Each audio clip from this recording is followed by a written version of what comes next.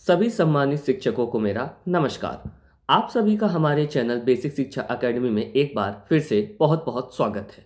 आज के इस वीडियो में हम निष्ठा प्रशिक्षण के मॉड्यूल 13 विद्यालय नेतृत्व संकल्पना और अनुप्रयोग के बारे में देखेंगे। तो आइए सबसे पहले शुरू करते हैं गतिविधि 5 निष्क्रिय एवं सक्रिय अधिगम की पहचान करें। नीचे लिखे कथन को निष्क्रिय और सक्रिय वाक्य में वर्गीकृत करें। तो आइए देखते हैं पहला कथन। सामाजिक वास्तविकताओं शिक्षार्थी और अधिगम प्रक्रिया के बारे में छात्रों की मान्यताओं का निराकरण करने के लिए कोई स्थान नहीं होता है। तो यह कथन निष्क्रिय अधिगम है। अगला कथन।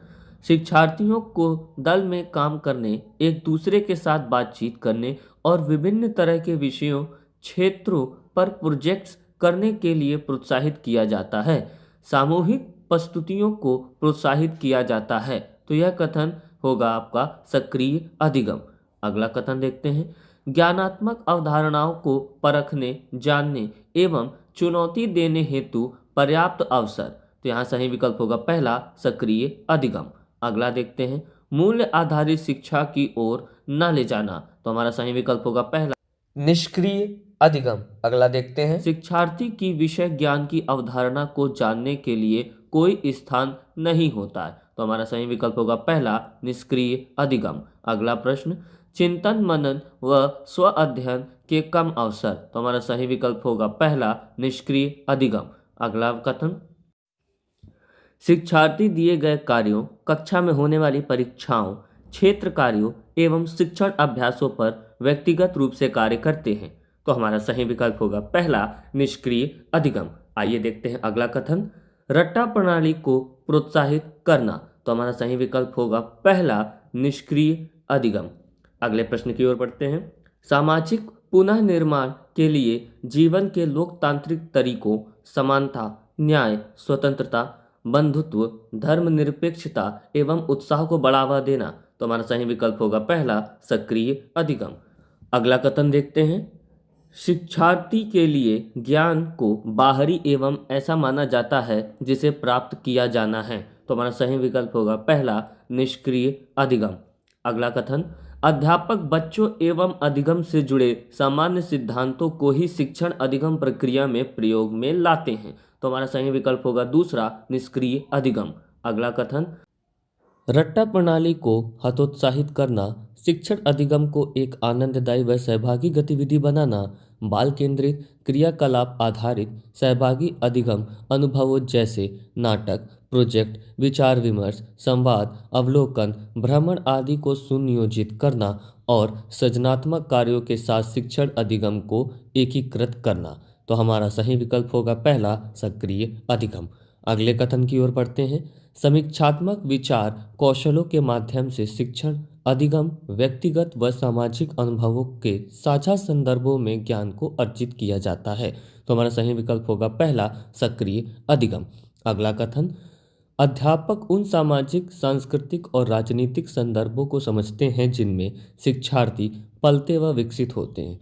वे शिक्षार्थियों को सैद्धांतिक जानकारी के साथ साथ जीवन की वास्तविक स्थितियों से भी परिचित कराते हैं। तो हमारा सही विकल्प होगा पहला सक्रिय अधिगम। अगला कथन। शिक्षार्थियों को समाज में अपनी स्थिति और अपनी मान्यताओं का पता लगाने व परखने के लिए कक्षा शिक्षण अधिगम प्रक्रियाओं में स्थान दिया जाता है। तो हमारा सही विकल्प होगा पहला सक्रिय अधिगम। शिक्षक शिक्षार्थियों को गहन विचार विमर्श व चिंतन संलग्न रखते हैं। शिक्षार्थियों को स्व अध्ययन और समीक्षात्मक विचार कौशलों के विकास के लिए मुद्दों को समझने एवं पहचानने के लिए प्रोत्साहित करते हैं। शिक्षार्थी अपने द्वारा किए गए अवलोकन, स्वचिंतन जिसमें विवादों का भी उल्लेख हो, इन सभी विषयों पर चिंतन युक्त लेख लिखते हैं। तो हमारा सही विकल्प होगा पहला सक्रिय अधिगम। आइए अब बढ़ते हैं मॉड्यूल 13 की प्रश्नोत्तरी की तरफ और देखते हैं सबसे पहले पहला प्रश्न। विद्यालय के स्टाफ के साथ दल अधिगम की प्रक्रिया का समेकन करने के लिए उचित अवसर क्या है? तो हमारा सही विकल्प होगा तीसरा स्टाफ की मीटिंग। अगला प्रश्न।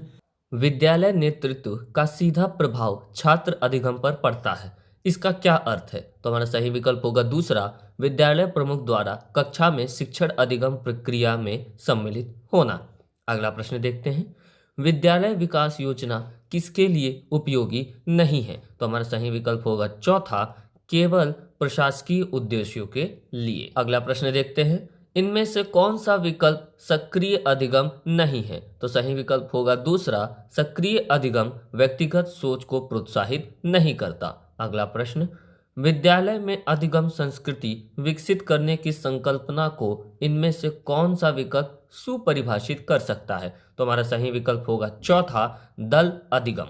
अगला प्रश्न, इनमें से कौन से अकादमिक नेतृत्व के मुख्य अवयव नहीं हैं? तो हमारा सही विकल्प होगा चौथा, प्रशासनिक नियमों एवं विनियमों की समझ। अगला प्रश्न, शिक्षण शास्त्र विषय वस्तु ज्ञान की संकल्पना में निम्न में से कौन सा बिंदु सहायक नहीं है? तो हमारा सही विकल्प होगा चौथा, विद्यालय के भौतिक संसाधन।